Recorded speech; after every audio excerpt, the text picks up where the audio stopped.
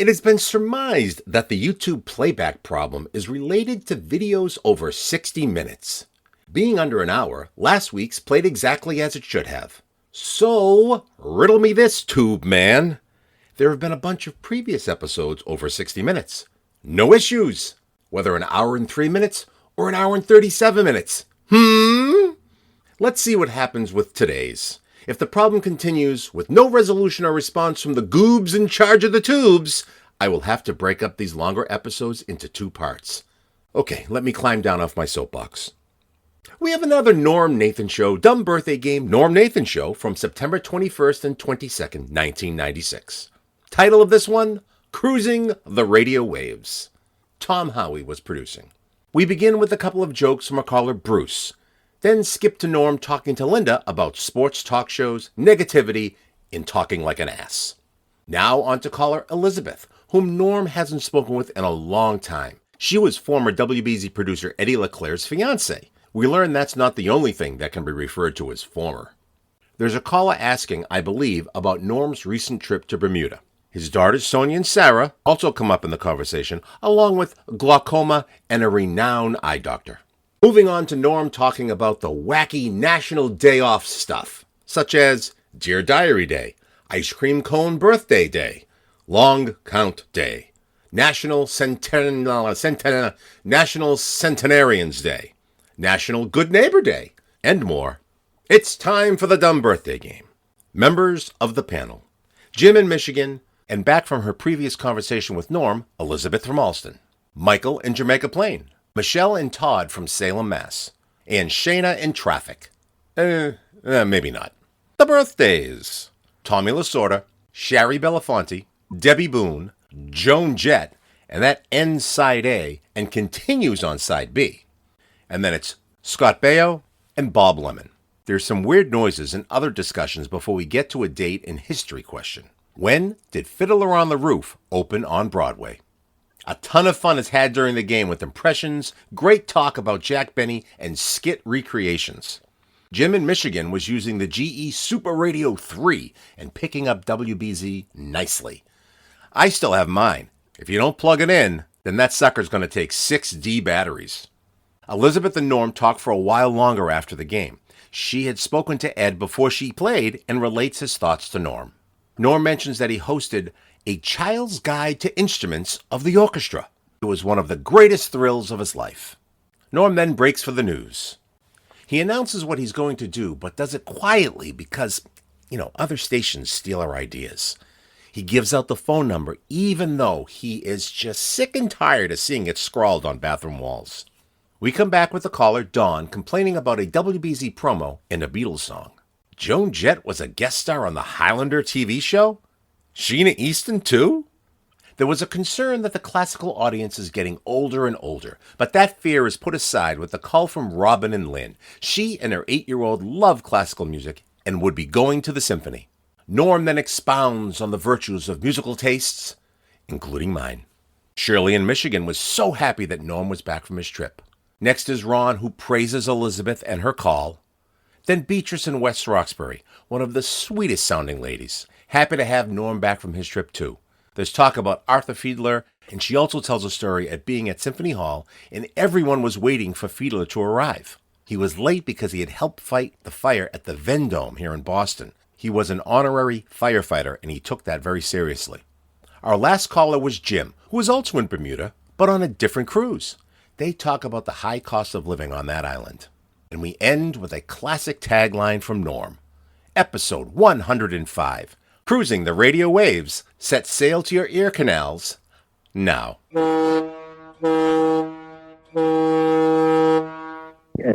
This is a lawyer joke. What's the difference between seeing a dead skunk in the middle of the road and a dead lawyer in the middle of the road? I don't know. Is it going to be something horrible like we drive around the skunk or something? No, there's usually skid marks in front of the skunk. Lawyers must be sick to death of these. There's been a whole rash of these lawyers' jokes. They love them. They love them. The lawyers love them? You think? Have you talked to a lot of lawyers? The other one is the guy dies and goes to heaven, and St. Peter is reviewing his past. He says, "Don't worry about it. It's really not a problem. I just want to make sure that everything's copacetic." And the guy looks and he sees this person walk by he's got the whites on, and he's got a stethoscope around his neck, but he's got a glow about him. And he says to St. Peter, "Who's that?" He says, "That's God. He likes to play doctor." Now, that I liked. I thought that was an awfully, good joke. I don't have any more, but I'm gonna keep playing the dumb birthday game. I call about every 3 months. Okay. And, I'm gonna keep playing it until I win. And you will win because you have determination. You're the kind of person with fortitude. No, that's not that what I I'm respect. Gonna win. No. The reason I'm going to win is because I expect to live to be 99. Oh, I see. Okay. Well, you're going to outlive me, so don't count on that. Anyway, thank you, Bruce. Okay. Good to talk to you. Have a fantastic weekend. You too. Bye-bye now. Talk shows, not only politically oriented talk shows or issue oriented, but also sports talk shows too. I mean, people scream at each other about, "He should have done that." He said, putting him on the outfield and making him a DH. And they scream and yell, and you think, come on, back off. Especially when you're talking sports, that's supposed to be fun and a recreational kind of thing for us. But so that's the idea. So we're reacting toward that and just being silly. And sometimes I get so silly that I do act somewhat like an ass. No, but I try to steer away from that part too. Because you can really get sucked into that negativity, and something different is good to hear. So I appreciate that. I'm glad you found us, Linda, and I hope you'll call again. I really appreciate talking with you. You sound fascinating. All right, thank you. Thank you. You too. Take care of yourself. All right, you too. Bye-bye. Oh, is fiancé, is that too strong a word? Well, Because I haven't talked with you in such a long time. I know, and I wanted to be sure and call. First of all, I wanted to say hello to everyone who had. Let me just set the scene. Eddie LeClair worked here as a producer at WBZ a while back and went out to the West Coast. Now, have you seen him since he's been out there? Well, he went to Atlanta, actually. Atlanta. What made me say the West Coast? Well, he's from the West Coast originally, so maybe somehow you were thinking about that. But no, he went to Atlanta. He wanted to be there for the Olympics, and he was hoping to get a job at CNN. And a little bit of good news is that he did work for a short time as a part-time temporary worker there. He got in right away, and he did so extremely well that as soon as they had an opening, he was one of two people that was hired full-time. So he just recently joined them full-time. I think August 5th or something like that was his first official day as working full-time for CNN Radio. So he's been working for CNN Radio, basically doing behind-the-scenes stuff, production work, editing, sometimes interviews. He'll make phone calls to areas where there might be a problem or a crisis or whatever, and he'll talk to the chief of police or the fire department or try to talk to witnesses. I think the most exciting thing he had done was he had an interview with Jesse Jackson. Oh, yeah. Jesse's office called CNN and wanted to know if they would like to talk with him.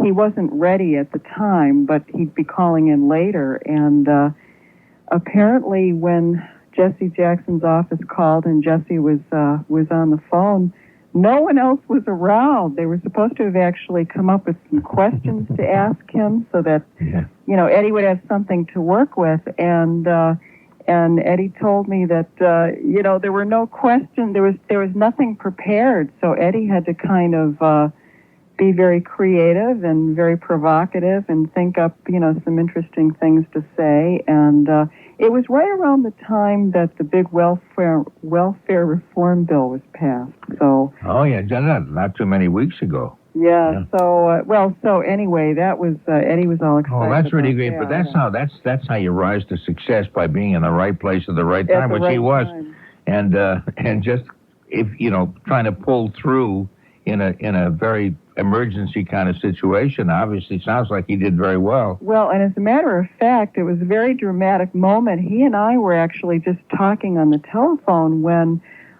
he got another call from CNN when Flight 800 went down. We were among the first to know. He got back on the phone with me and said, "Oh my gosh, CNN just called. I have to go right in. I have to, go back." He had actually worked a full shift, but they asked him to come back in, and so he did. And he must find that job very, very exciting. I didn't realize that CNN, because a lot of people watch it on television. I didn't realize it was on. They had a radio set up also. Well, I guess they do. It sounds like what they do. I don't know if they actually broadcast. They may broadcast specific radio right in Atlanta, but apparently there's syndicated parts of the broadcast that then go out to other stations around the country. So, for instance, I think BZ will get some news from ABC News and, that type of thing. So the various stations around the country might take some part of their news directly from CNN.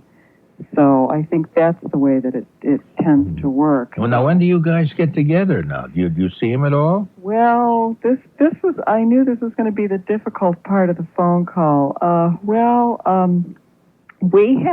We had been very closely in touch. He had been writing, and I had been writing, and we were we were talking. I would say every couple of days we were talking on the telephone, and I'm most disappointed to say at this time that about 3 or 4 weeks ago he called. I hadn't heard from him as usual, as we usually talked every few days, and he called up and basically said, things have really changed since I'm here, and I just don't feel the same way. I've been kind of confused about things in general, and I feel like maybe, I should just, go my way and you should go your way. And I'm still pretty shaken up over it. I'm really sorry, because you're both such lovely people. And you seem to fit together so well. Well, between you and me, and of course everyone listening, and I'll ask also for lots of prayers. I've been doing a lot of praying myself. I don't know. I really think way deep down that we really are very well suited to each other, and what I'm hoping is just that at the moment he is just feeling a little bit confused, and that eventually, maybe with the passage of a little bit more time, maybe things will change once again, and we will eventually wind up together. One of the problems, I think, also, I have to admit, it may be a little bit my fault, that I think when he first left, and then for a while after he was gone, I was really struggling with the idea of trying to leave New England, which has been my home for many years, although I'm not from here originally, and, thinking about going through all the many things I have, because I've been here so many years, and leaving the snow behind, and I have been working also at the Boston Symphony, by the way. I was working at the ballet, if you may remember, and I'm now working at the Symphony doing fundraising and subscription work there, and I have been very fortunate to be in among a group of wonderful people, by the way, many of whom listen to talk radio, much to my surprise. Yeah, you think they listen just to classical music or something? Yeah, that's what you'd think. And there's a few people, and then of course, if people found out that I'd been with Eddie. We have actually one girl who is still at Emerson. She's in her senior year, and she had heard Eddie's name because he used to.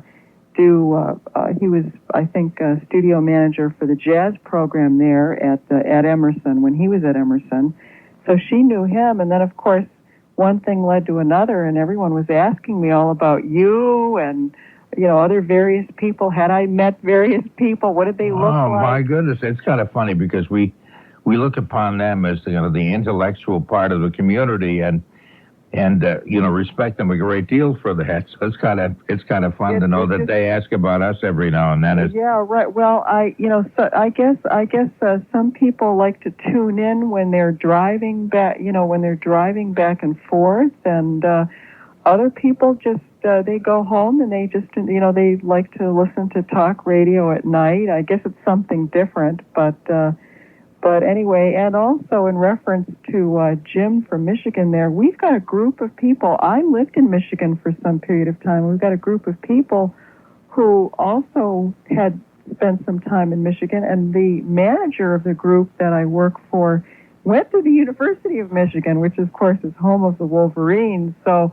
we've actually been sort of talking here and there about football, which has been a lot of fun because being from Ohio originally and Michigan, I'm a big football person myself, so that's kind of been fun. But anyway, I back to the business with Eddie. I think he was feeling a little bit like I maybe was never going to come, or maybe I was having too hard of a time, making the decision. And I would have to say that this turn of events has really made me realize that. There's, as much as I love New England and I love the snow and I love working, there's nothing in the world like working for the BSO. I mean, what an institution that is. And it's wonderful, but nothing is really worth not spending a lifetime with the person that you feel you really love. Oh, I know, absolutely. I agree with you there. And I feel really badly about that because you're a very, very nice person. And, I could just, could picture the kind of emotional feelings that you're having, and I hope things do work out well for you. As I mentioned, you're both very, very nice people, and you do go together very, very well. And I miss Ed.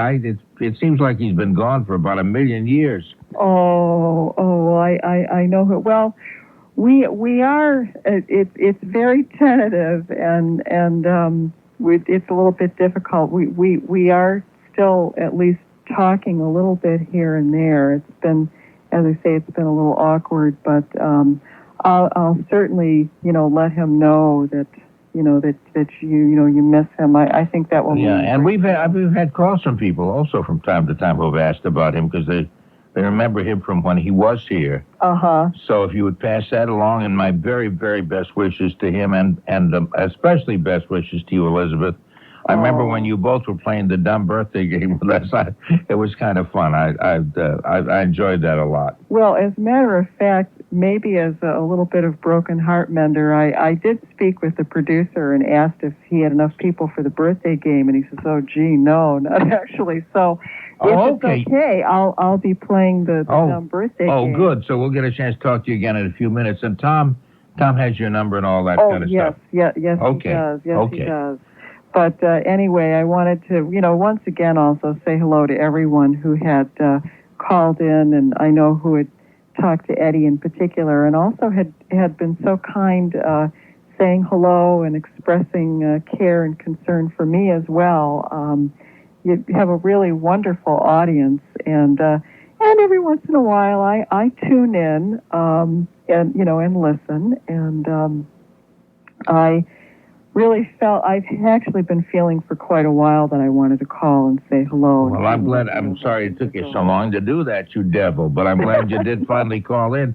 And we'll be talking with you then, probably within the next 20 minutes or so. Yeah, okay. All right. Thank you so much, Norm. Thank you, Elizabeth. Okay. Thank you. Bye-bye now. Bye-bye. Okay. They were very nice people, Elizabeth and Ed, who had worked here at WBC as a producer. I'm glad he's doing well down there in Atlanta. It's 2:48, almost 2:49. You didn't ask me to tell you what the time was, but I don't know. I just felt like telling you anyway. The boat or the ship. Right. And as soon as we got home, I really felt great. I guess I'm one of those old poops. I know. No. I love to come home, and I love to be at home. Nice to go, but better to come home. Yeah, I was quoting the lyrics to the Tell me, you always talk about Sarah. What's the name of your other daughter? Sonja is my oldest. She's the older of the two, and Sonja is my younger one. S, huh? Two S's. Yeah, Sonja and Sarah. We didn't do that purposely. They're just named after their grandparents. After the grandparents, yeah. I wish my son would have done the same, but he didn't. He has daughters, but I wish he would have named one of his daughters after my late husband. What was your husband's name? Max, and there's a nice name, Maxine. Maxine, oh yeah. Max is a nice name. I've gotten to a point where I think a lot of the old names that sound old-fashioned now, like my grandfather's name was Max. Yeah. And nobody has named kids their sons Max for 1,000 years, it seems. And yet that's a good, solid, substantial kind of name. I think that's great. The name Sarah, like in my youngest, has come back. I think in the street that we live on, it's a road out in the country, and there aren't too many families there. At one point, there were something like 4 or 5 girls named Sarah. Mm-hmm. So that's so you could tell. That's kind of a big one. I guess, names have their moments where they're very popular, and then they die. Nowadays, I meet so many people by the name of Ruth. In former years, I didn't know anybody, but I guess they go through the cycle too. I wanted to ask you, did you happen to read in the Globe, it was in Middleton, that young couple where the guy had that liver problem and what was his name, Smith, and the doctor gave up on him and unless he has a new liver transplant? I don't know that family. That's somebody in Middleton? Yeah. I should know that, shouldn't I? It was in the living pages, yeah. It was yesterday. Today I didn't see it. Yesterday and the day before. And it may continue on Monday. I'll have to check that out. No, I'm not familiar with that. Right. I don't get to see too many of the newspapers. I don't know why. I'd gone through a stage where I'd spend the whole day reading newspapers. Then I got kind of tired of that and thought I'd like to do something else. So I miss a lot of stuff. I'm sorry I missed that because it may be a family that I know. Right. I can't read too much. I just had eye surgery. Well, at one point I got about 5 or 6 newspapers a day, which was great, bringing them, to the recycling plant down at the town landfill. Then after a while, it just seemed like I feel guilty if I don't read them when I get them, so I don't get too many. I guess you didn't hear what I said. I can't read too much. I just had eye surgery. Oh, what kind? What kind? Well, I have a cataract, and then I have something on both eyes, which is called iritis. It's an inflammation of the iris, which is the back of the pupil. Can that be corrected? Well, they operated it, but on the other eye, I have glaucoma, and it's part of aging. Well, glaucoma you can keep under check. I have glaucoma too. I'm taking drops. Yeah, you put 3 drops a day. Oh, I take more than that, much more than that. Well, you have a whole series of drops, then you have more than one kind of drop. Yeah, I take Pret Forte and Voltaren, if that's familiar to you. Anyway, they did a good job. I wasn't with my one eye, I was at the Eye and Ear Infirmary. With the other eye, I was in 50 Stanford Street. Dr. Bradford, he's known all over, not only in Boston and New England, but all over. Yeah, because I'm told that with drops on maybe laser or some kind of surgery, if you need be, that glaucoma can't be cured, but it can be arrested. It can at least keep it in shape. No, I don't need surgery for the glaucoma. Yeah. Okay. I wish you the best. A while ago, I thought maybe by now I've reached that peak where I was actually good looking, and I have not made it. I miss it by that much. Almost good looking. I didn't know that. Happy Egyptian New Year. The autumnal equinox begins at 3:04 p.m. today, Eastern Standard Time, which means we go from summer to fall at 4 minutes after 3 this afternoon. It's Dear Diary Day, to suggest that perhaps you may want to write stuff in your diary. Do you keep a diary? Red hot, isn't it, eh? And Ice Cream Cone Birthday, Italo Marchione, filed a patent application for the ice cream cone in 1903. This is pretty boring stuff, isn't it? I know, kids. Let's see, this is Long Count Day. It was on this day in 1927, September 22nd, 1927. The Gene Tunney won the World Heavyweight Championship from Jack Dempsey, and there was some question about the long count by the referee and all of that. National Black Colleges Week, Howard University, the first all-black university created on September 22nd, 1867 by an act of Congress. National Centenarians Day, a day in which it was suggested that you honor those who you know who are over 100. We'll leave that up to Willis, okay? National Dog Week. The Dogs on Stamps Study Unit promotes the relationship of dogs and people and the need for proper care and treatment of dogs, and it goes on forever. National Good Neighbor Day.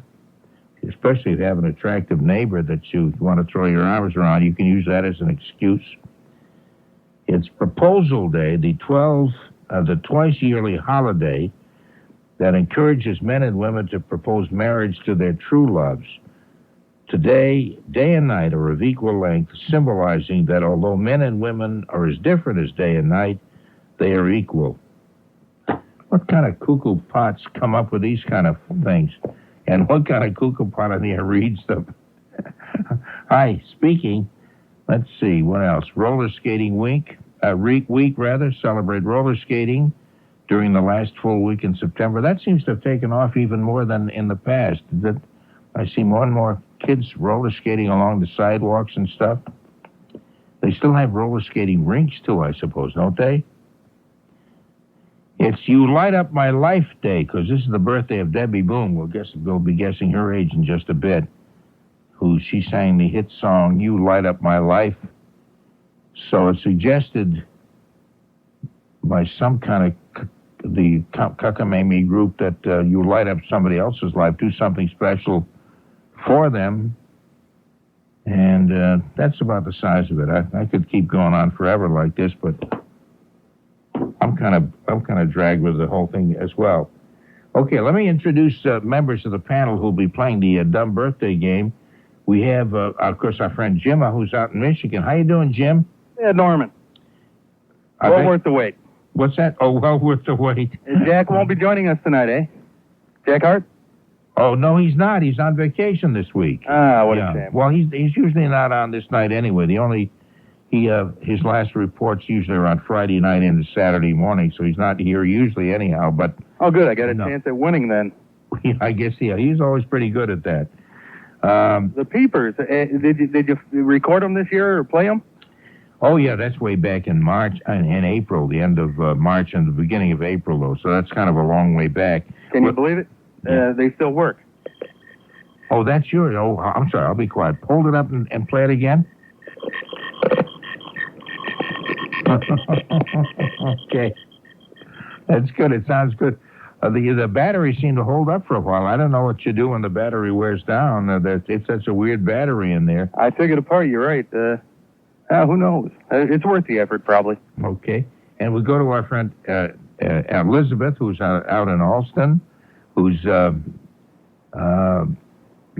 don't quite know how to describe Ed now, but he's down in he worked here at WBZ as a producer, and he and Elizabeth were both on the show with us quite a lot for this kind of thing. May I introduce you to Jim, Elizabeth? Hello there, Jim. Hello, Elizabeth. I'm sort of a fellow once upon a time Michigander. Yeah, well, you'd be really comfortable. There's a lot of Ohio people up here. Uh-huh. Well, no, I liked Michigan. I thought it was really beautiful country. Oh, it's beautiful. I mean, it's ironic that the northern part is so beautiful, but, there's not too much way to eke out a living, Oh, yeah, no, that's true. Of course, I'm sorry. Oh. We got to get Norm over to Mackinac Island. We got to get him up in the Straits. Oh, yeah, I was going to say, I think the Upper Peninsula is a place you want to go, and you really, really want to get away from it all and just, be with nature and all. Oh, yeah, that gal Linda that was talking about how dark it is in Alaska. Uh-huh. Same thing up in the UP. Pitch black. I went up there for the meteor showers. Oh. The Perseus meteor showers. Norm, you can join anytime you want. No, I'm not enjoying your conversation. No, I didn't figure I had to join. No, I'm enjoying what you're saying. Okay, I'll go on. Yeah, I went up there for the Perseus meteor shower to a point up in the Keweenaw Peninsula. And to all the listeners, that's the part that looks like the rabbit's ears in the upper peninsula of Michigan. And the sky is just pitch black. No light pollution at all. And the Milky Way just, you know, if the northern lights aren't kind of like, you know, coming down, you feel like they're just, I mean, above your head. You know, my. It's pitch black and you can see everything. Mm-hmm. Satellites going by, weather satellites, maybe the BZ satellite going by. Okay, maybe. I know that some people have sent me some of that great fudge from Mackinac Island, which is, I guess, noted for that. Is that right? Oh, yeah. It's, matter of fact, the people that come up from around the Detroit area are known as fudgies. Is that right? And they probably deserve the scorn of most of the people that live up there. You know, like if you want to get from point A to point B during the summer months, it's kind of tough because you have all the fudgies on two-lane highways. I see. You can tell the ones that know how to drive. I mean, they're the ones passing like 4 cars in a row going 90 miles an hour. You can say they're the natives. Sound like Massachusetts drivers. Hold on a minute. Let me check with some other people who'll be joining us. This is Michael, who's in Jamaica Plain. Hi, Michael. Yes, hello. Hello. Nice to talk with you. Is this the first crack at the dumb birthday game for you? Yes, it is, as a matter of fact. Well, son of a gun, Michael, good luck to you. Well, and good luck to everybody else who's playing, too. I don't want to be partial about this. Thank you, Norm. I'm glad to have you with us. Well, it's nice to be with you. Okay, what are you doing up at this time of the morning? Well, I work the second shift at one of the local hospitals, and I usually kind of drift off slowly, and I just thought I'd take a stab at the game. Okay, I'm glad you did. We also have, talking in one line up in Salem, which is my part of the world, Michelle and Todd. Hi, Michelle and Todd. Hey, how you doing? Hi, Michelle. Hi, Todd. Well, he's setting up the tape. He's taping us. Oh, I see. You're going to keep this as a cherished keepsake sake or something forever and ever. Yeah, right. Is Todd your husband? Yes. Okay, that's good. So you share the same phone and the same game. I think that's just so darn nice. Well, now, what are you guys doing up this late? Do you normally stay up this late? Well, yeah, sometimes. He plays in a band, and as a matter of fact, I spoke to you before. I used to work at the Colonial on 128. Oh, yes. Yeah. Right on the Linfield-Wakefield line. Yeah. What did you do there? I was a waitress. And where does your husband play? Oh, geez, he plays at the Cafe Espadrille. And what does he play? He plays the drums. Yes, okay. I remember you mentioned that. The Skins, Norm, the Skins. Yeah, man, the Skins. That's when he goes out and gigs with his Skins, man. Hey, man, yeah, I caught that cool cat played up Skins. Man, far. I was going to say Far Out, but I have a feeling that Far Out isn't Far Out anymore. I don't think so. No, I think these hip expressions change about every other minute when you turn your back on them. Well, let's reconstitute it, Norm. Let's bring it back. Hey, man, hold on, man. That's groovy. I play the flugelhorn, man. It looks like a trumpet with glandular problems. That's what I'm saying, baby. Do you get what I'm saying, baby? God, we're so hip. I'm like 1950 hip. Oh, okay. Okay, let me see if we can make contact with Shayna. We haven't done so well so far. Oh, dear. Are you there, Shayna? No. She's not going to be joining us. Okay. Well, that's too bad. I'm sorry to hear that. Let me see if I can. Oh, they have a problem over at the traffic headquarters. Oh, I see. Because we're having problems here that are not too sweet either. But anyway, let's try the dumb birthday game. Won't that be fun, boys and girls? Oh, yeah. Hey, Norm, real quick, you know the guy that you have on that wrote the book about sneaking into sporting events? Remember him? Say that again. The guy who did what? He's a frequent guest on your show. He sneaks in the sporting events. He was at the Oscars and the... Oh, yes. I saw him on a Montel Williams show, and they really kind of bamboozled him. I mean, they... Did they? What did they do exactly? Well, Dr. Ed Pearsall, who he's kind of noted, he's been on a lot of shows, kind of was blaming him for society's problems, not being honest, and it took him by surprise. Mm-hmm. You know. I know, because his stuff is kind of fun. Yeah. He gets under the various disguises and various. He's a nice guy, and he means nobody harm. No, he doesn't. He's a comic who decided he tried to get into concerts, rock concerts, music concerts of various sorts, and also into sporting events without paying, by looking like he belonged there, or like he was selling hot dogs at one event, or whatever it takes. That's right. And he put out one book, and apparently he's been working on another one. His folks still live in this Boston area. They live up in Methuen, which is, about 35 miles north of Boston. And no, he just does it for fun. I can't imagine anybody taking it all that seriously. Norm, they ambushed him. It was like a Jenny Jones show. Well, I mean, he really didn't know where it was coming from, and I really didn't. I really lost respect for Dr. Pearsall when he viciously attacked a young man. I mean, it was really kind of a low point, even for TV talk shows. We'll have to get in touch with him and see how he took it. Yeah, that'd be interesting. Okay. I know some people get very, very carried away with themselves. And it's kind of interesting you mentioned the Jenny Jones show. She looks like a Barbie doll, and she can't be that naive. I mean, she has some of the worst people in the world. Next to Jerry Springer, who has a terrible show, although they're all kind of modifying their approaches now. I think they've decided maybe they went a little too far before. Yeah, since that one incident, yeah. Yeah, Jenny Jones, if she wants to be a wrestler, she should sign up with the WWF Wrestling Foundation. Okay.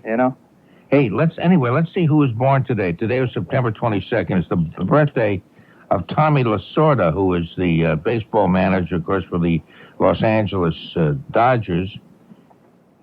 He's the guy who used to sing on those ultra slim fast diet commercials where he lost a lot of poundage. I haven't seen him lately. I don't know whether he's kept that off or not.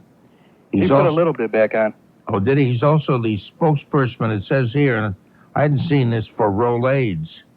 I don't know many baseball managers that are getting in on the on this whole commercial thing and making extra money making commercials, but that's Tommy Lasorda.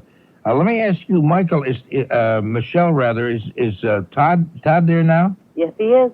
Hi, Todd. Oh, well, he can't hear you right now. Oh, okay. Tell me how old you guys think that Tommy Lasorda is today. 65. Okay, what do you think, Jim? I'll say 64. Okay, and Elizabeth? 67. All right, and Michael? I'll go with 68. 16. You're all kind of hovering around the same age. I think that's really just so darn nice. And, okay, let's see. Now, we don't have Tom Howie playing with us, and Shane is having her own problems over at the travel place. She took a bus home or what? I have no idea. I have no idea what's going on. Anything that can go wrong seems to be going wrong this night. Oh, well. Okay, what the heck? That's okay. And I called the cherry up, Norm. It sounded kind of... No, it's a little raggedy because, again, we're still getting adjusted to these new studios. And I say, never mind getting adjusted. Let's go back to the old ones where we never had these problems. It's got to be the fumes. Get out of there, Norm. Okay. Yeah, right. Tommy Lasorda is 69, which means that Michael, who said 68 was the closest, you were not badly off. You were only a couple of years off, Elizabeth. Yeah, that's true. And everybody else was pretty close. How about Sherry Belafonte, of course, the daughter of Harry Belafonte. Sherry Belafonte appeared in TV's Hotel, and I suppose a whole lot of other stuff. Let me see what else I can find out about her, because I want this to be so terribly educational, and I don't have... She shaved her head. What? She shaved her head? Uh-huh. Was that for some specific role? I don't believe so. Just felt like shaving her head. And she looks good with a shaved head. She does? Yeah. Okay. Anyway, I don't have much information beyond that except her age. And what do you think it is, Michael? I'll, haven't seen her in a while. I'll say 43. 43. Okay. And Elizabeth, what do you think? I'll say 38. All right. And Jim? 43. Okay. Jim in Michigan. Oh, that doesn't really rhyme, does it? I'm sorry. Say that again. Did you say 48? 43. I'm sorry. 43. Okay. And the team of Michelle and Todd, what do you think? I'm going to say 41. 41. Are you guys natives of Salem? Yes. Well, I am. He's not. Where's he from? Well, he was born in Syracuse and grew up in the eastern Avon area. Oh, Avon, Massachusetts. Yes. Oh, okay. One of them foreigners. One of them what? One of them foreigners. Yeah, not only from Syracuse, but Avon. I never knew anybody from Avon, Massachusetts. Ding dong. It's always surprising when I head down south toward the Cape to come across Avon, and you want to say, Avon calling, and the people who live there probably hear that bad joke all the time. Must be sick to death of it. Okay, Sherry Belafonte is actually 42. So we actually 3 out of 4 of you have won.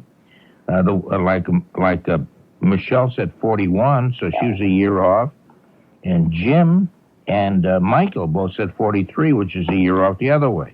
So you're the only loser on that, Elizabeth, and I feel just so bad. Well, she's probably lying about her age.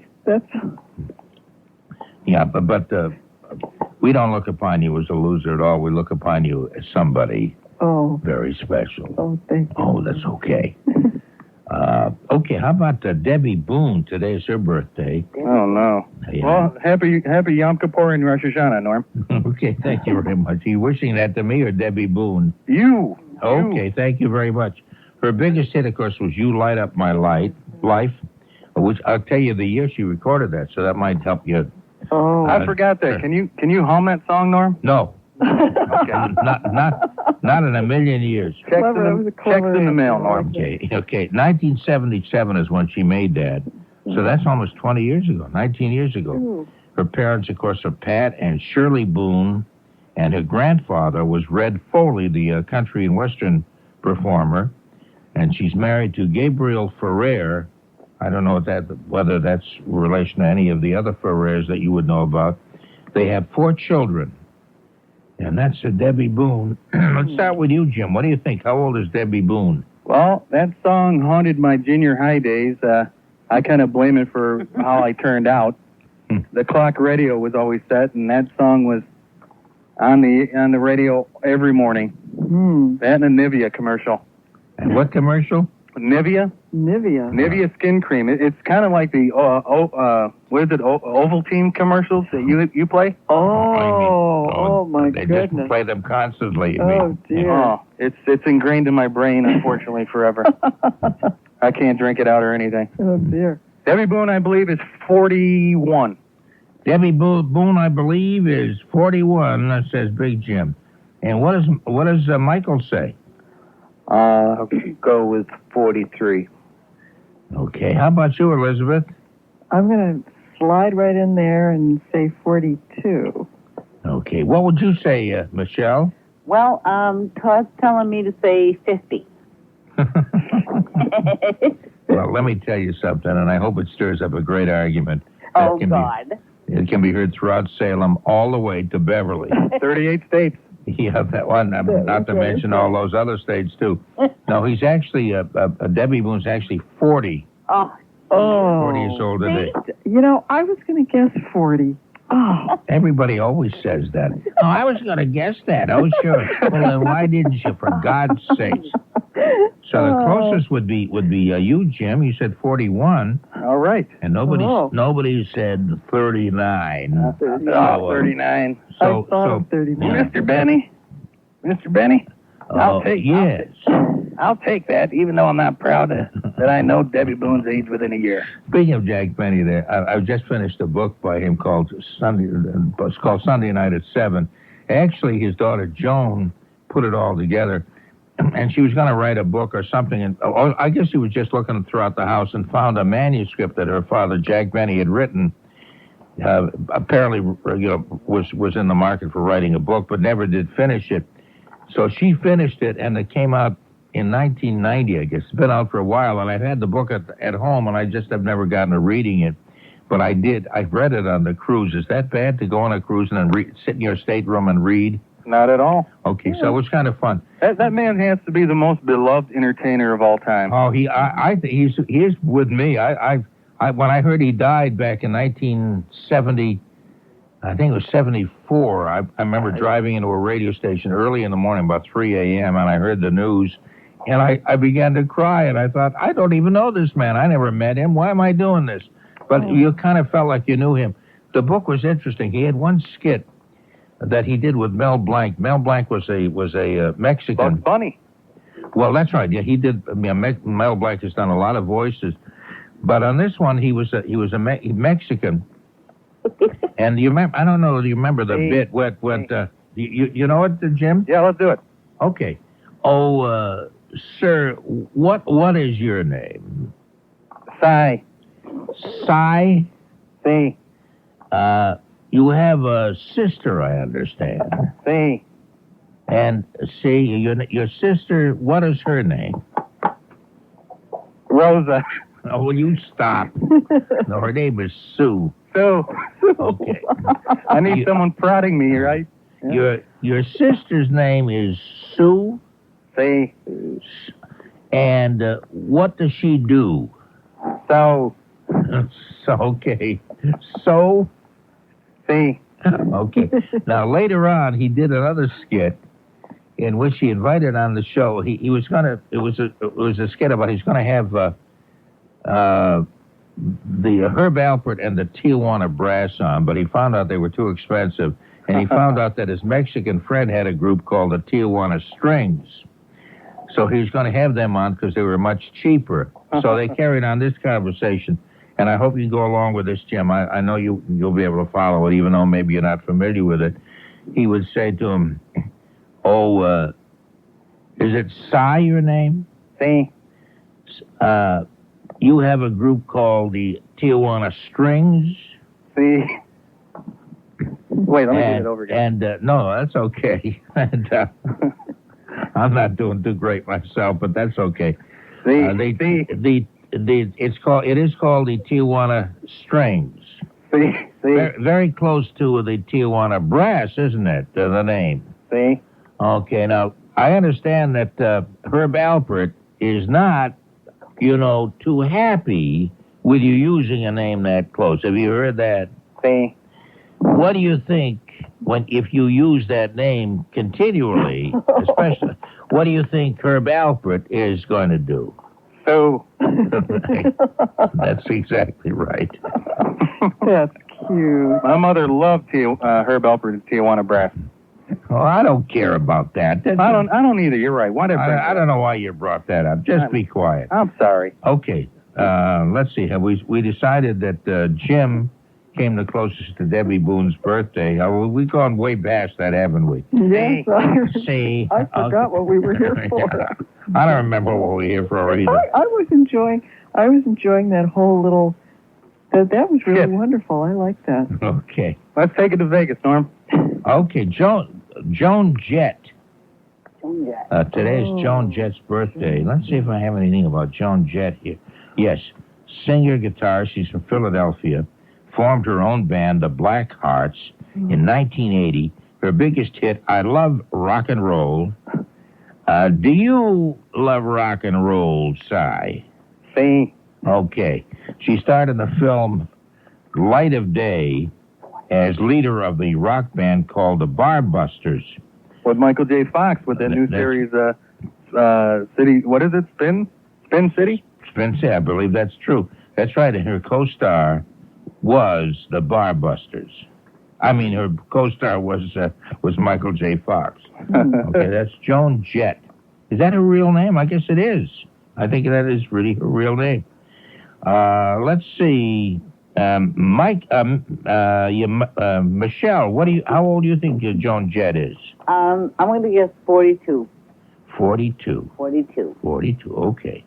And Jim, what do you think? Let's see. I'll take Jack's place here. In 1981, I saw her opening up for a group, the Police. She got booed. Oh, my. I'll say she was 20. She didn't deserve it, I mean. But, rock crowds can be rowdy. Yeah, that's true. Let's see. 1981, I think she was probably 20. Say 25, 81 to 96. What is that? 20? No, she can't be that old. It gives all the answer. That's okay. 44. 44. Okay. And Elizabeth, what do you think? Oh, here we go again. Yeah, that's the excitement of it. I know there's a certain amount of stress to this. No, it's just, I have some idea in my head, but then you hear other people's idea. It's the usual. Well, don't listen to me. I voted for Pearl last time. The birthday game syndrome, isn't that a particular illness Nobody guessed 43, no. But, of course, anybody, according to the rules, you can guess the same age other people guess, too. We have no restrictions against that. Oh, I see. Well, I think I'll stick with 43. 43, okay. And, Michael, what do you say? Yeah. Michael, incidentally, is tied with Jim with 2 apiece. Oh, boy. So this is kind of stressful on you, Michael. You have a chance to move ahead of Jim. You can tell by the trembling voice. I can, and you're breathing hard. It's wheezy. Yeah, you're wheezing. You're actually wheezing. Yes, I'll have to check that out. Let me check. Cy, is he wheezing or what? See, you are wheezing. I just checked. Okay. I'm going to say 43 as well. 43. Okay. You all were well above. She's 36. Whoa. Oh. Yeah, she wouldn't like any of you. Oh, but the closest would have been Michelle, who said 42. All right. And even you were like 6 years off, but you were the closest. Oh. Okay. Great. Rock and roll's a tough business. Oh, it is a tough. It probably looks a lot older just by the stress of the business. Now, if she chose jazz, she'd look as good as you. That's right. Or even waltzes and things. That's right. Okay, so we have Michelle, Jim, and Michael all tie. Uh-oh. Okay. Elizabeth, for God's sake. Here we go. No. Okay, how about Scott Baio? Who? He appeared as Chachi. That's right, on Happy Days. Yeah. Oh, it's Baio. See, I'm pronouncing his name wrong. That's why you got confused. It's Scott Baio, B-A-I-O. He was in the spinoff Joni Loves Chachi. I don't remember that one. Do you remember that one? That TV show? I remember it. I didn't watch it. Okay. Yeah, I remember it too, but I guess the fact it wasn't something I watched much. I guess maybe that's why it's not on television anymore, because nobody watched it. And he's later on a thing called Charles in Charge, which I don't remember either. Do you remember that one? Yes, I do. Yeah? I do. Oh, you do? Okay. Yeah. Then why don't you take the first shot, Michelle? Oh. Scott Baio. How old do you think he is? I would say 31. Okay, 31. And Jim? 35. Jim says 35. What do you say, Elizabeth? I'm going to guess 35, too. 35 also. Okay, and Michelle? Not Michelle, Michael? 39.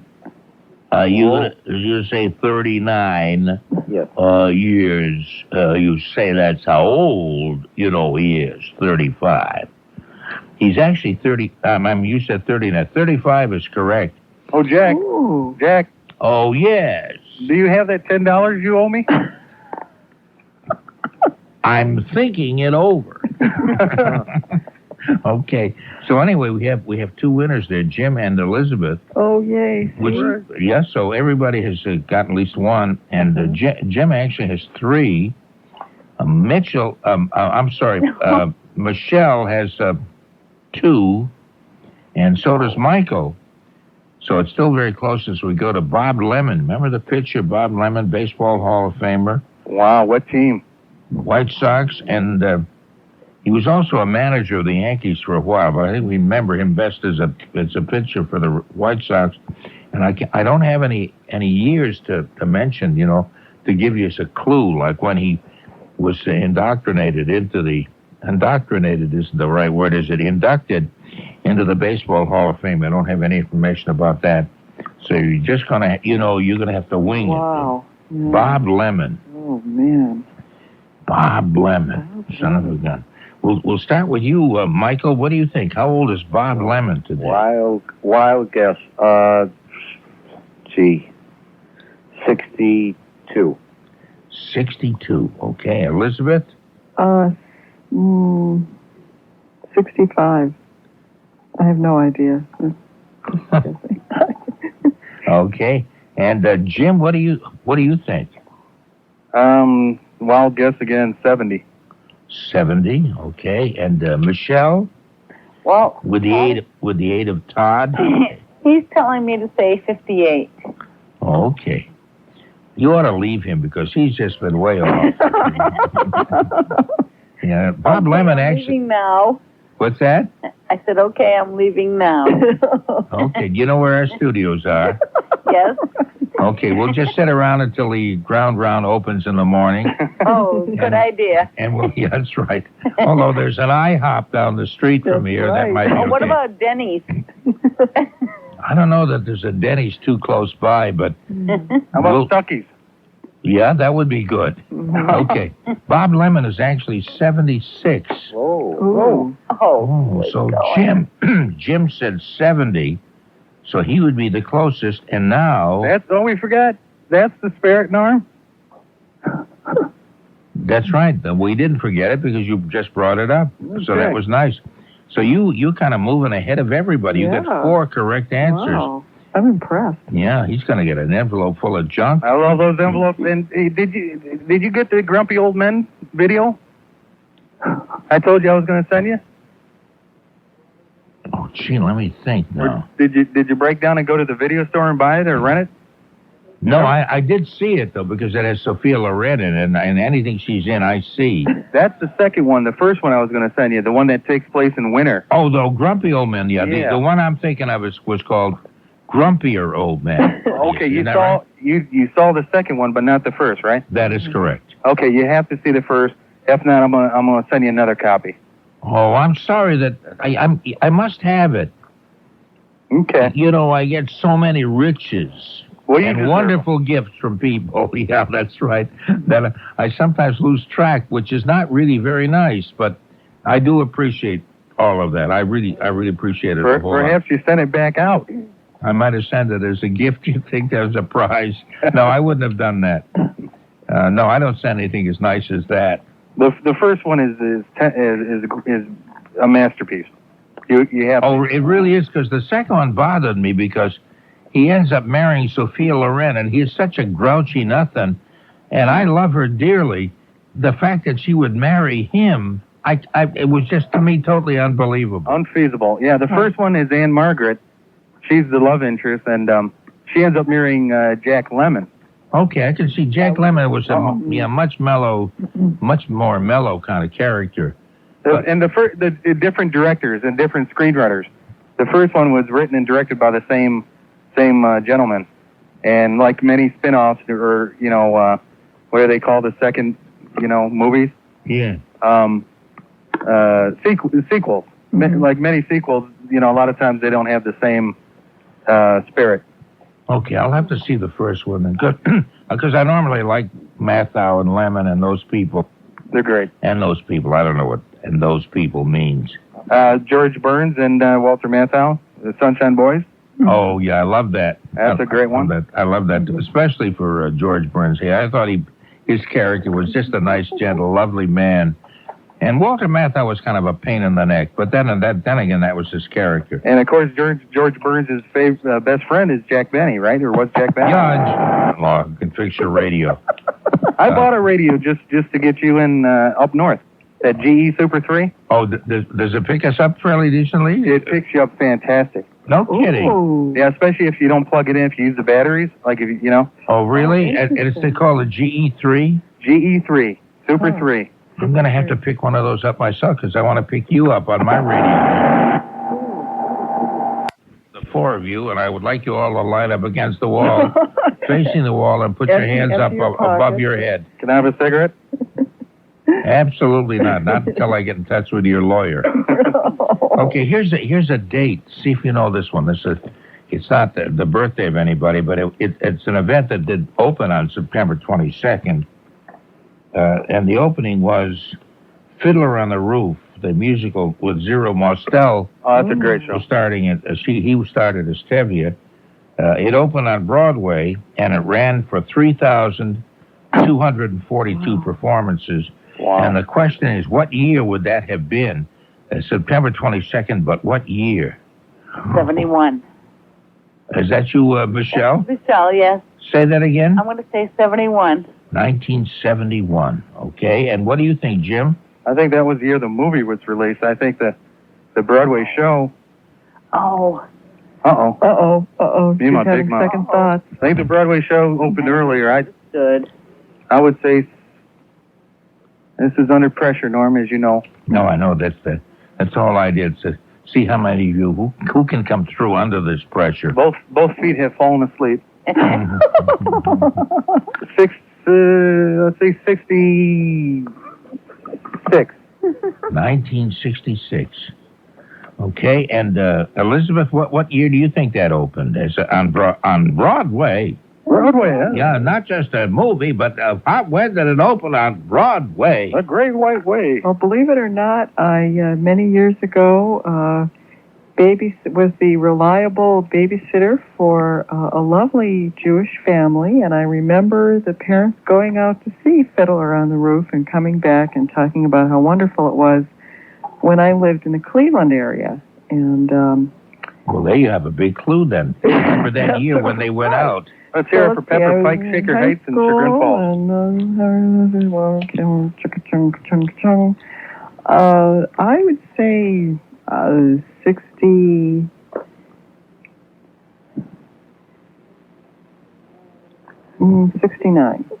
1969. Okay. And Michael, what do you think? What year do you suppose that was? 67. 1967. Okay, this is this again is the magic moment when we break open the answer. Oh, my heart is beating. Yeah, I imagine a lot of sweaty palms right about now. Ooh. Fiddler on the Roof opened September 22nd, 1964. Oh, whoa. Oh, really? So that's Jim again. He said 66. Bingo. You know, the reason I didn't say like 63 or 64 was I remember The Sound of Music. Of course, that film came out in 65. And of course, it probably was a play that came out earlier than that. I don't know what I'm talking about, but anyway. I'll take it, Norm. You tuned into the right program with that kind of an attitude. Mm-hmm. Thank you just so much. Mm-hmm. Okay, so Jim has really walked away with this. Boy, he really has. Oh, he's got 1, 2, 3, 4, 5. Wait, I'm walking away? Let me wake up my feet. Don't do bad jokes, Jim. Just revel in your victory and the junky stuff that you're going to get soon. Oh, okay. Oh, and Norm, the compound at Edison and Henry Ford, Fort Myers, Florida, and Edison built it for his partner, Dixon, who he got in a fight with and didn't speak with for the rest of his life, and didn't go down to Florida for 15 years after he got in a fight with his partner. Oh, really? Yeah, and then Henry Ford came in and said, "Hey, that's a beautiful house. I mean, I'd love to have it." And Edison said, "You got it." Oh, really? Because I thought, didn't they have two separate houses next to each other down there? Identical houses built side by side in the same lot, but originally Edison built it for his partner, this guy named Dixon. I saw that on the A&E biography on Edison. Oh, really? Yeah. That's interesting. I didn't realize that. These are the things that the tour guides don't tell you. That's right. Shame on them. So anyway. the idea, you hang in there, Jim, for a little bit, and I'll turn you over to Tom Howie, take your name and address, and one of these days I'll send out an envelope full of junk to you. Thank you, Norm. It's been a pleasure. You're a good man, and I hope I didn't overstep your generosity. Oh, stop. Oh. Okay. No, that was a nice speech. No, you didn't. You're a pleasure to have on. It was good to talk to you. And my best to Big John. Is it your twin brother? Who?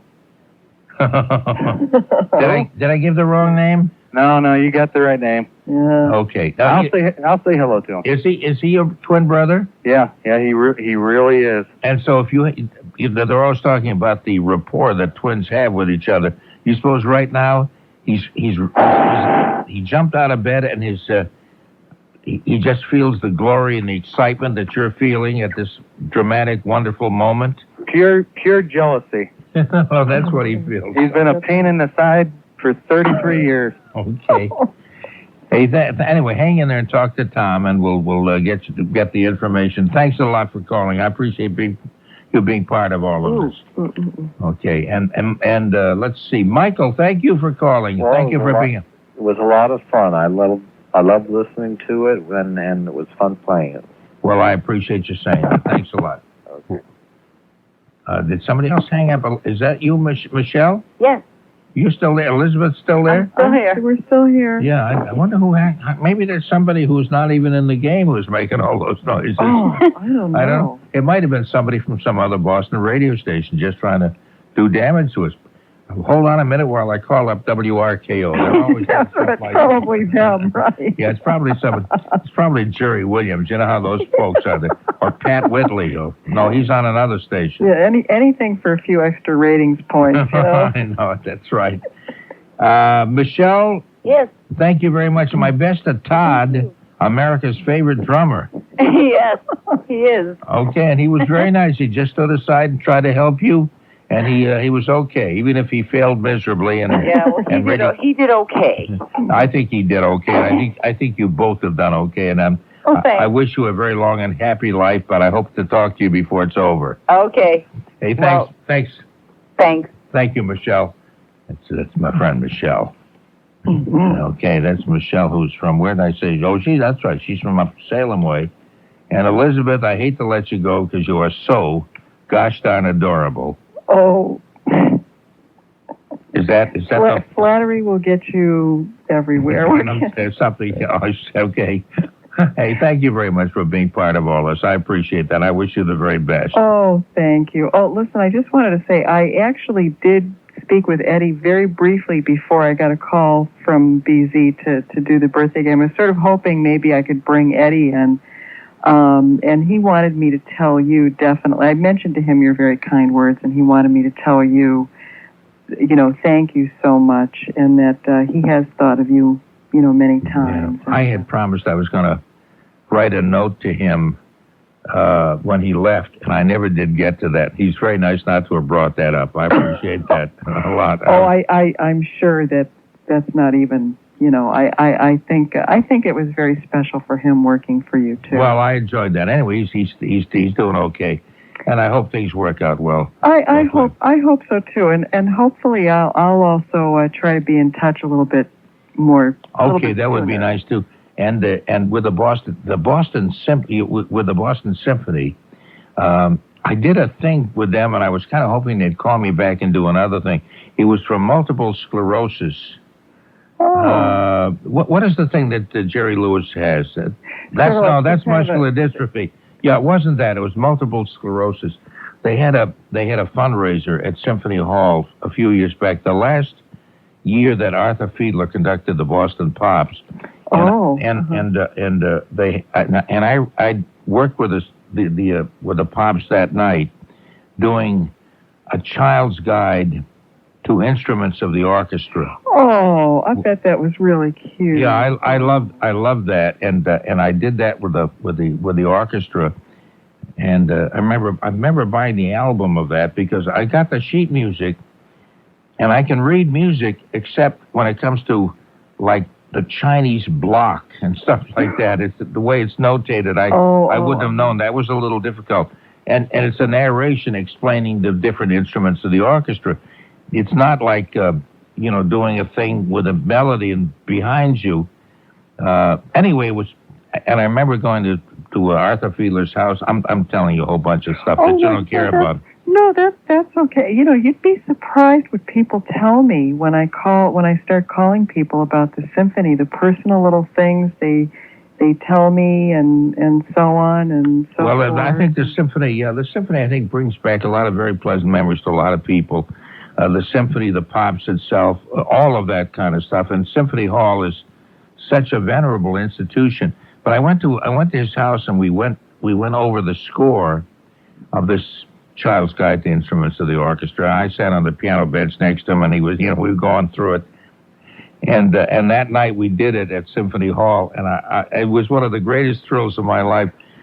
This orchestra, which is composed of like 80-something musicians, and they are absolutely incredible. They play notes before you could even see them. I mean, they're so talented and so wonderful. I just have never forgotten that. Well, it sounds also like it must have been, from what you're even describing, like a very sweet and very dear and very precious kind of an experience, especially, working with children. There is quite a bit of concern that the population that is attending symphony is getting older and older, and we're seeing, in some cases, fewer and fewer younger people, and that is something of concern. Of course, there's, with Keith Lockhart now as part of the whole organization, we're hoping to lure, many more young people in.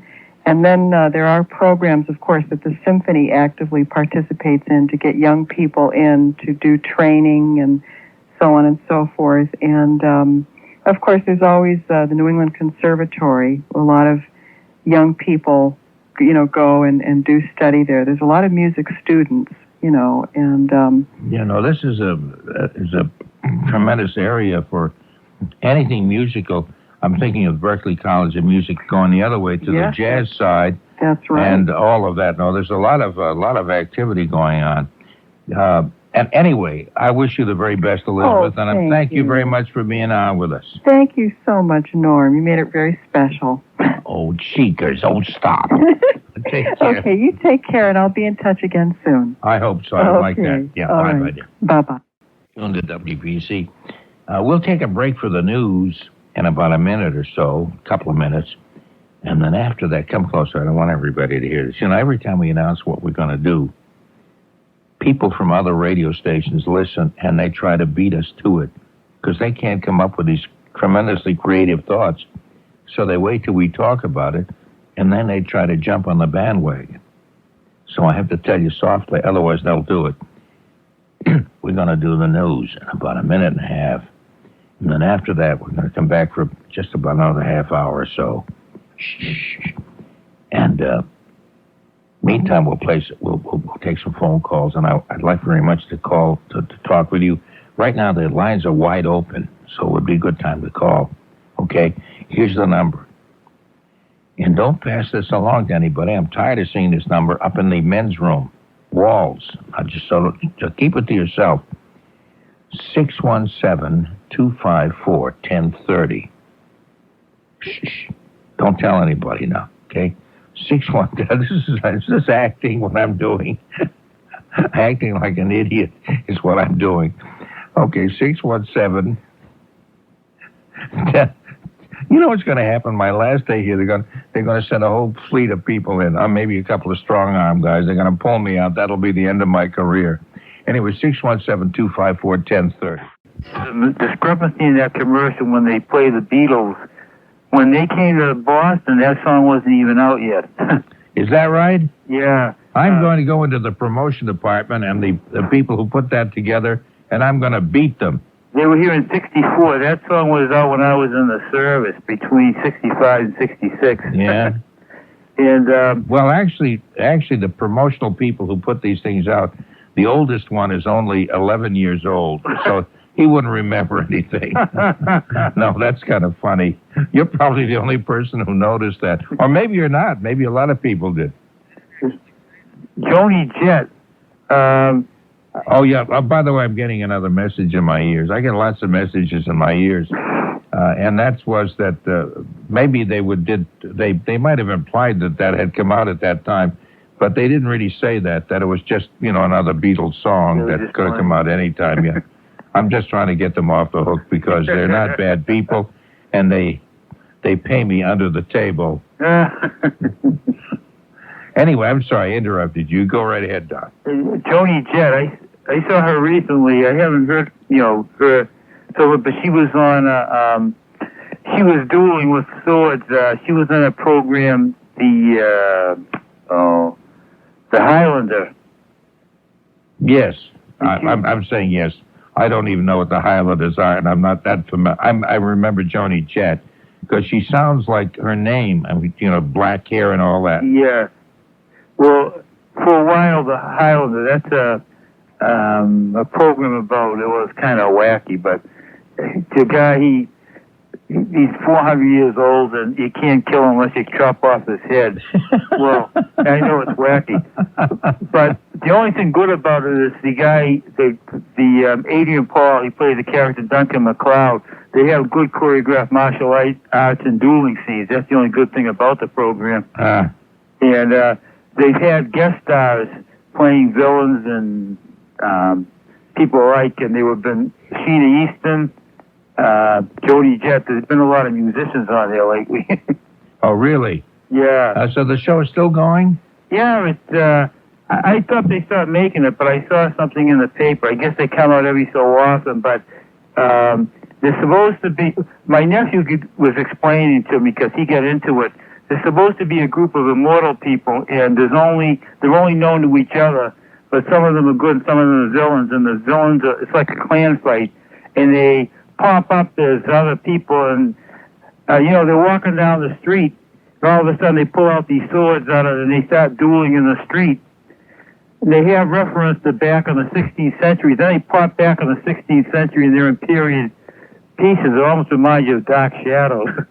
That's kind of wild, yeah. When is this on? It's 7 o'clock. They have it on various stations, midnight, in the afternoon.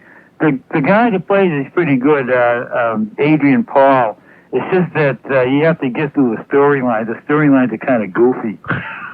Okay.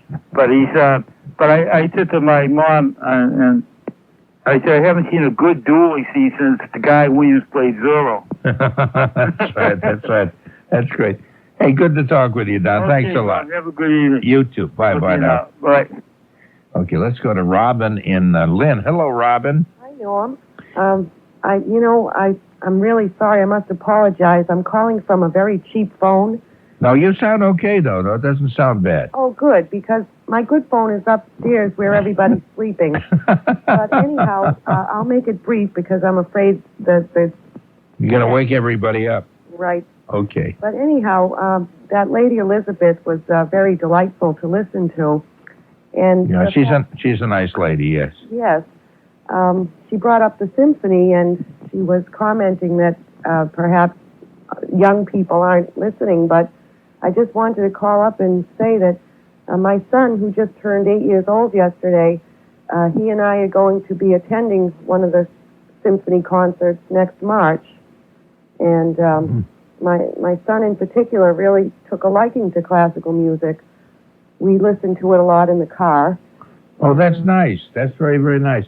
The more kind of music that you listen to, the more kind of everything, it just is the more enrichment that you have in your own life. I'm starting to sound pompous when I say that, but I think that's true.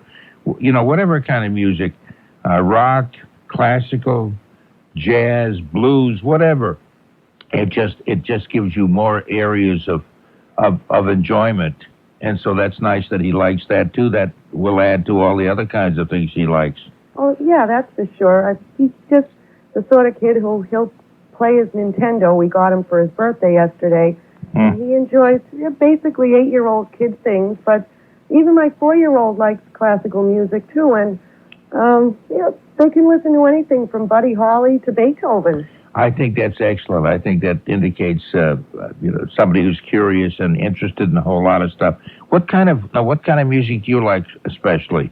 Well, I just really discovered classical music myself last year, and I've really taken a great liking to it. I went to Tanglewood and saw a couple of concerts there, and oh yeah, And but I like a lot of things. I like Buddy Holly music, and I like some big band, Benny Goodman. Oh, that's interesting. You have a wide look at things.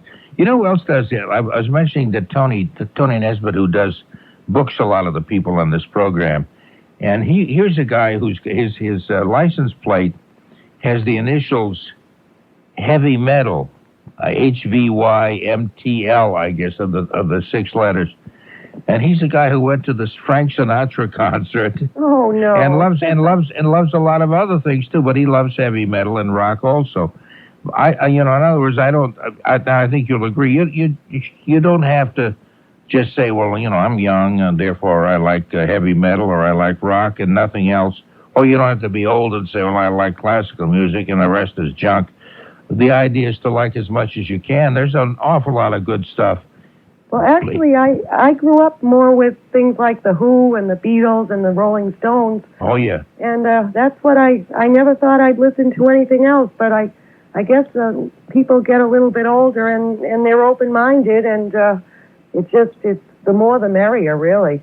Well, I think sometimes what happens is when you're young, you want to be part of the crowd. And so you go after the music that the crowd seems to be interested in, and you don't, even if you like something else, you don't want to admit it because you want to be accepted by them. And I think as a result, you begin eliminating a whole lot of things that you might very well love. And later on, when you get older, you don't mind you don't look for that acceptance so much. You just do what pleases you. I really agree. I was the youngest of the family, and my older brothers had the Beatles, of course, and I used to climb up on a chair to get to the phonograph to put on the Beatles and be just like them. And I can still listen to the Beatles quite a bit. No, I like the Beatles too. I think they were great. I remember being interviewed by a newspaper reporter, namely my wife, when the Beatles first came to the United States and they were to appear on the Ed Sullivan Show. And I was doing a jazz show then, and jazz people can be very snobby. Like my music is the best and everything else really sucks, and the heck with that, all that kind of stuff. So I remember listening to the Beatles, and when my wife was a newspaper reporter, was asking, opinions of various people, what they thought of this new sensational group that was in town. I said, I thought they were pretty good. They were one of the best groups I'd heard in a very long time. I thought and this was the early stuff, I Want to Hold Your Hand and stuff, because they did much better than that later on. They became much more sophisticated. And a lot of my friends were ready to disown me, my jazz people. They're not, if you like jazz, you're not going to like the Beatles, and you're selling out fella, all that kind of stuff. I find that silly. I think you ought to listen without labeling things, and then they become kind of interesting. I know just how you feel, because a lot of people my own age, I'm in my mid-30s, and if they hear me playing classical music, they kind of look at me funny.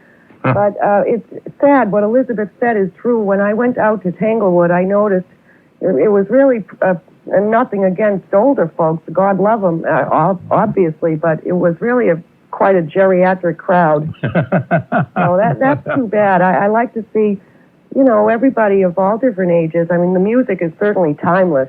No, I think so. Again, I think that one of the reasons we pick music or anything is just to be one of the crowd. And somebody like you is very special because you're not trying to be one of the crowd. You're just enjoying things that you think are really worth enjoying. And I think you get the best of everything. You're okay, Robin. Well, something, I think the most exciting thing of all is the fact that my 8-year-old, as well as my 4-year-old daughter, she goes around humming things like Ode to Joy. Yeah. And that's really very exciting to me. I think it is, too. You obviously are a good mother, and you've got some good kids, and I thank you very much, Robin. Thank you, Norm. Thanks for calling. Bye-bye, dear. Okay, how about my friend Shirley out in Michigan. Hello, Shirley in Michigan. Oh, I'm sorry.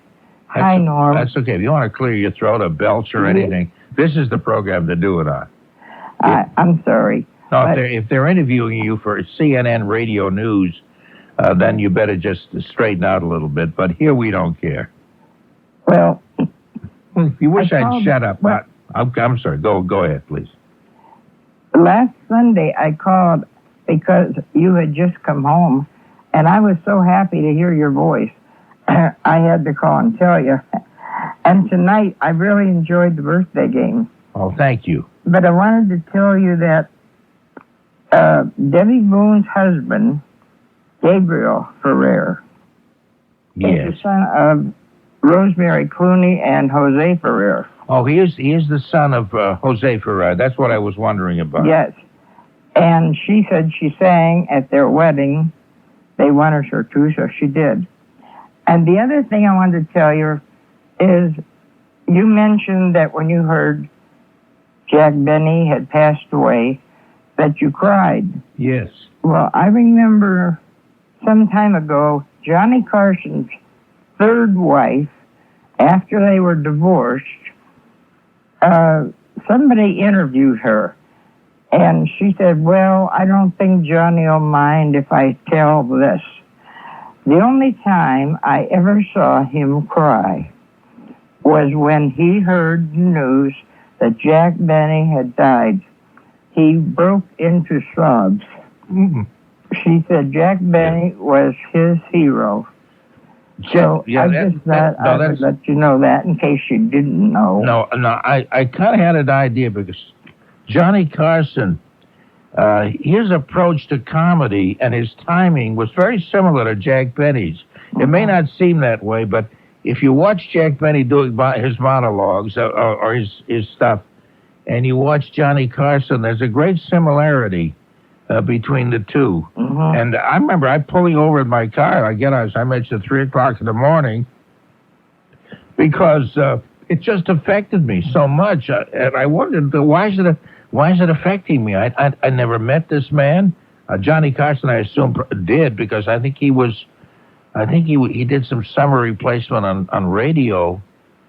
Way back when for I think there was the two of them had known each other, I think, fairly well. But anyway, I didn't know him at all, and he just seemed like an interesting kind of man. That book, by the way, if you like anybody who likes Jack Benny or looks back upon him with any kind of fondness. How old was Jack Benny when he passed away? He was 80. 80? 80. He was 80 years old. And the book is interesting. Sunday night at 7, which is, of course, when he was on the air on radio. Mm-hmm. And it's a fascinating book because it's got his opinions on a lot of things. And it's got his daughter, Joan, who tries to be very objective about her father and all his relationship with his mother, Mary Livingston, which was kind of interesting because Mary Livingston didn't strike me as being a terribly nice person, I felt after I read the book. Oh. And yet Jack Benny was one of these guys that didn't like to create any kind of bad situations, and so he backed away from any arguments and was a very gentle kind of man. Oh. Anyway, I won't give a whole book review, but I found the book really quite fascinating about a guy who I had a great deal of respect for. Yes. Well, I'll let somebody else come on the air now, Norm. I'm so sorry. It seems like every time I call you, I get a hoarseness in my throat. No, you sound just fine. Don't worry about that, it's Shirley. It's from my lungs, the doctor told me. But it's nothing. I have emphysema for years, so it just comes and goes. But he said not to worry.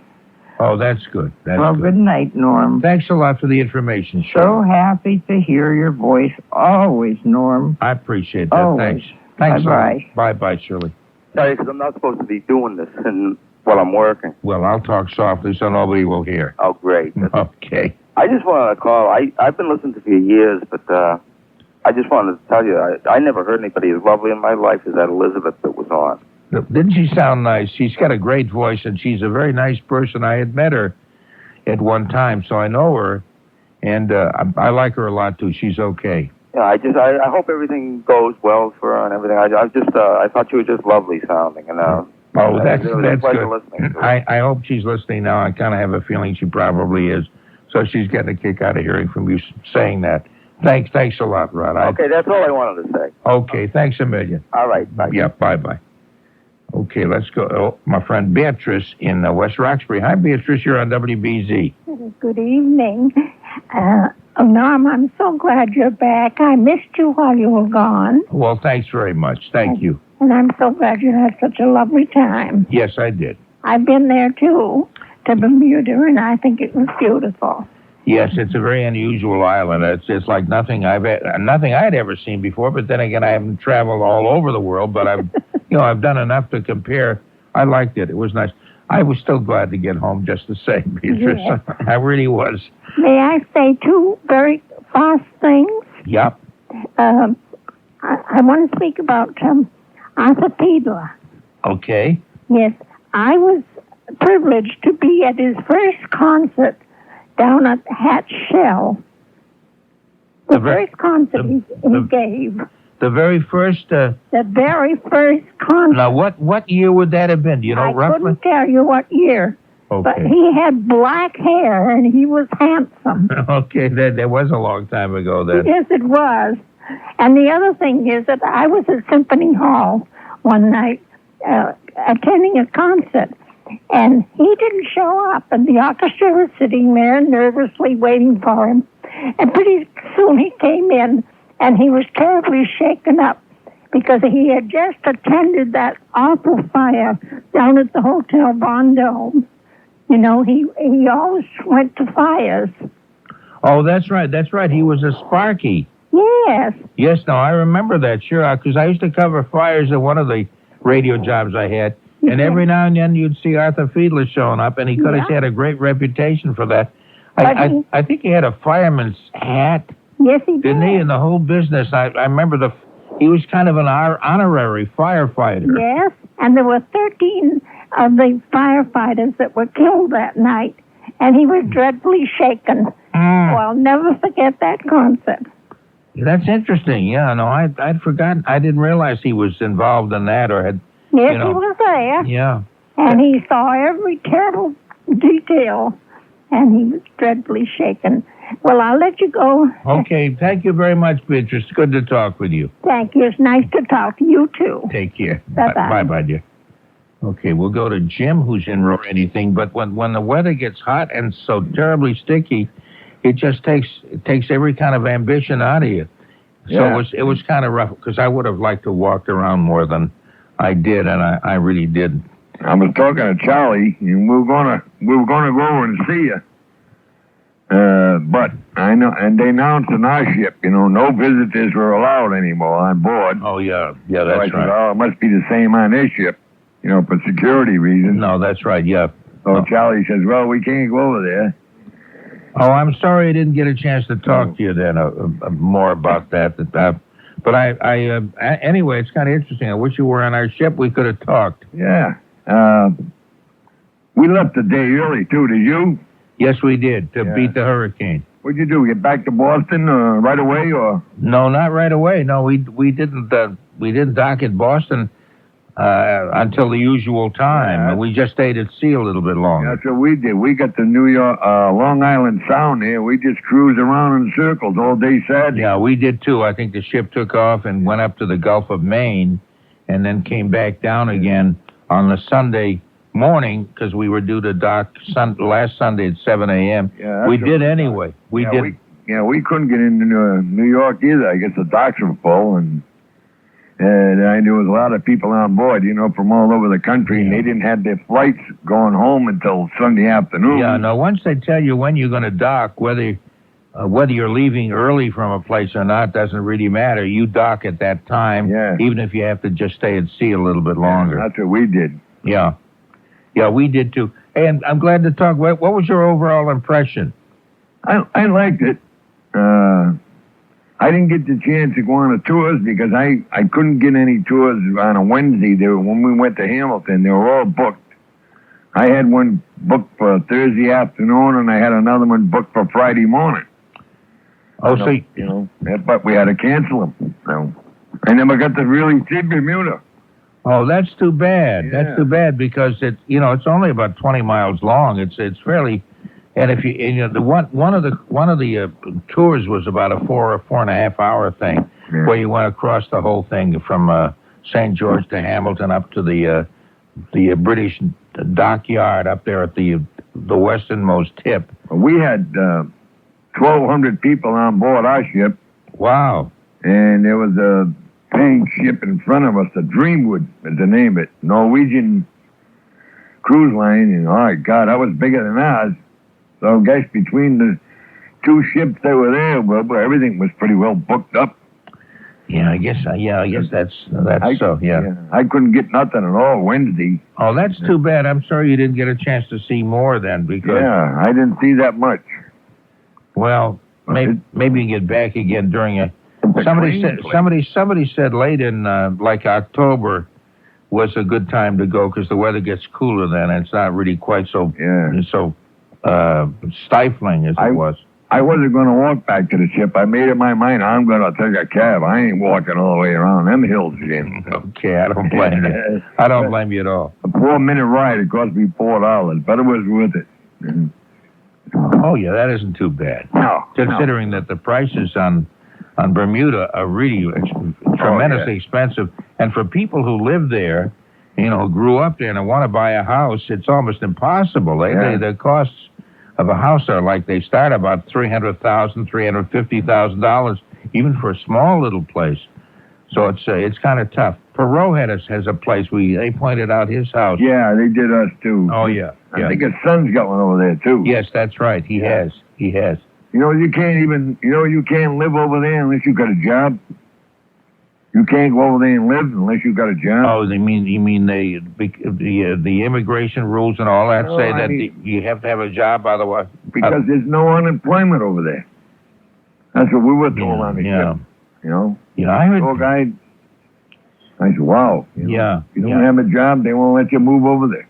Oh, I see. Yeah, no. As I understand it, that's what other people have said, that the employment rate is very, very high. Except, I just don't know how much people make, and whatever they make, with the prices as high as they are, fruits and vegetables, which they don't grow in any great numbers there, have to be imported. Gasoline costs $5 a gallon. $5 a gallon. It's the Imperial gallon. It's an extra quart, but even then, $5 is quite a little bit. So you really have to scrape. Most people have to scrape just to get by. It's not as it's not as a great a story as you think. I know one thing: you can't be a chain smoker over there. No, why is that? $41.45 for cutting a cigarette. Oh, really? Yeah. Do you smoke? I had to quit. I had a lung taken out. No, because I'm glad you quit. I quit too a long time ago, so that wouldn't bother me. But I was just curious, Yeah. I got to get going now because we got to get off the air. But, Jim, I'm glad to talk with you. Thanks a million. Yep. Take care. Bye-bye now. And on behalf of Tom Howie and Tony Nesbitt, the lovely Marilyn Gorelick, and me, the almost good-looking Norm Nathan person, we'll see you tonight after the Bruins game, somewhere around 11 o'clock. Bye-bye, old sport. Those were some great calls to close out the night. So many people missed him and were happy to have him back from his cruise to Bermuda. Little did we know that Norm would be gone just over a month later, and that it would take 24 years to have him back, bringing laughter and joy to the soul again. See you all next week. Closing the vault and leaving this world a little sillier than we found it. For lawyer jokes, talking like an ass, the Boston Symphony, the Boston Pops, Arthur Fiedler, newspaper recycling, Dr. Frankfurt, national days of everything under the sun, cuckoo pots, drummers, Ultra Slim Fast, Rolaids, Jack Benny and Mel Blanc, Jim in Michigan, Cy, C, and Sue, the Tijuana Strings, the Ground Round, IHOP, Denny's, Stuckey's, Grumpy and Grumpier Old Men, Sophia Loren, Joan Jett, the amazing GE Super Radio 3, Heavy Metal, Johnny Carson's third wife, sword dueling in the streets, A Child's Guide to Instruments of the Orchestra, Sparkies Everywhere, Italo Macchioni, Eddie LeClair, the lovely Elizabeth from Alston, Tom Howie, the vacationing Jack Hart, and that Bermuda beauty, the old sport himself, Norm Nathan. I'm Tony Nesbitt.